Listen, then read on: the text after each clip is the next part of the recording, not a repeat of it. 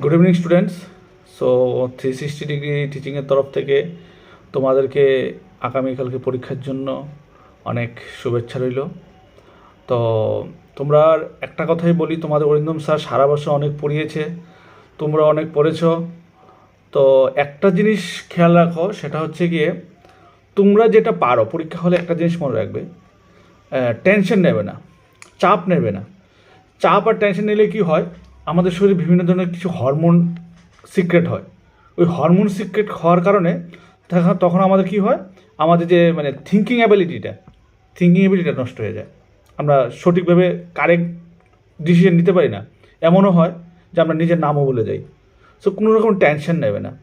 একটা যে দুই তিনটা পয়েন্ট মনে রাখবে, যেটা তুমি পড়েছ এটা কেউ পড়েনি, যেটা তুমি পারো না এটা কেউ পারে না। তুমি যেটা লিখছো কারেক্ট লিখছো, যেটা তুমি পারো না এটা কেউই পারে না। বাস এই রুলসে যাও। আর যেটা তোমাদের নেগেটিভ মার্কস ইয়ের জন্য স্যার যেরকম বলেছে সেটা ফলো করো। দুইটা পয়েন্ট, স্ট্রেস নেবে না, স্ট্রেস নিলে পারাগুলি ভুল করবে। 2 নম্বর, যেটা তুমি পারো না এটা কেউই পারে না। বাস এই রুলসটা মনে রাখো। Okay, best of luck, thank you.